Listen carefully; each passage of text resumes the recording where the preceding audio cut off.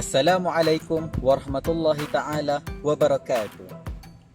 Nama saya Muhammad Firas Aziz bin Muhammad Faizal. Nombor metrik D193-12458. Hari ini saya akan menceritakan tentang perintah daripada Allah Subhanahu Wa Taala kepada hamba-Nya untuk mentadabbur Al-Quran. Seperti kita tahu, terdapat banyak kelebihan dan ganjaran yang akan dikurniakan kepada orang-orang yang membaca Al-Quran. Namun, persoalannya, adakah kita hanya menjadikan Al-Quran itu sebagai bahan bacaan semata-mata? Sedangkan Al-Quran itu bukan hanya sekadar untuk dibaca. Malah, kita diperintahkan oleh Allah Subhanahu Wa Taala supaya mentadabbur segala isi kandungan yang terdapat di dalam Al-Quran.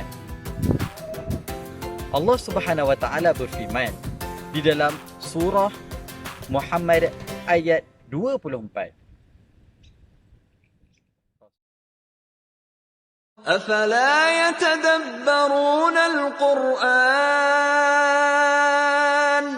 أفلا يتدبرون القرآن أم على قلوب أقفالها.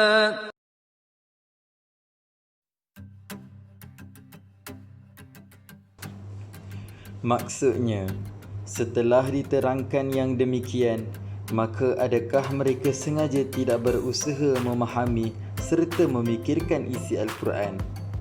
Atau telah ada di atas hati mereka kunci penutup, yakni yang menghalangnya daripada menerima ajaran Al-Quran?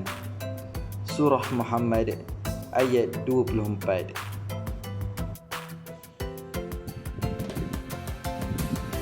Menerusi ayat yang kita dengarkan tadi, kita diperintahkan supaya mentadabbur Al-Quran dengan cara memahami, memikirkan serta menghayati makna yang tersurat dan tersirat di sebalik ayat-ayat yang dibaca supaya ianya dapat memberi kesan ke dalam hati.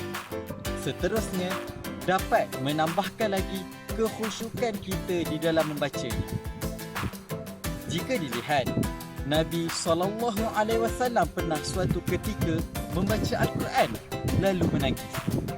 Terkadang sepanjang malam baginda menangis kerana terlalu khusyuk mentadabbur serta memikirkan ayat-ayat yang dibacanya.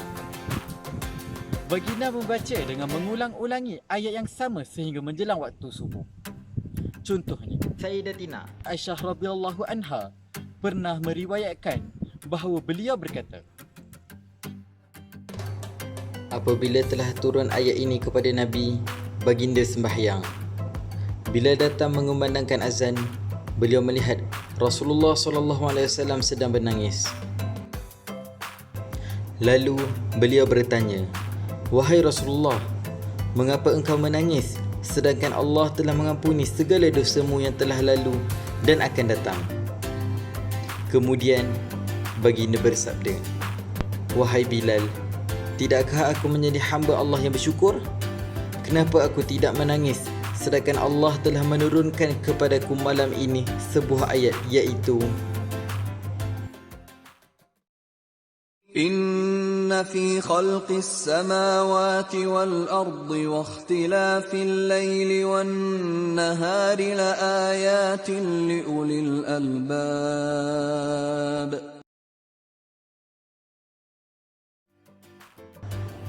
Maksudnya, sesungguhnya dalam penciptaan langit dan bumi dan pergantian antara malam dan siang terdapat tanda-tanda bagi orang-orang yang berfikir. Surah Ahli Imran ayat 190. Kemudian baginda bersabda, celakalah orang yang membaca ayat ini tetapi tidak mahu merenungkannya.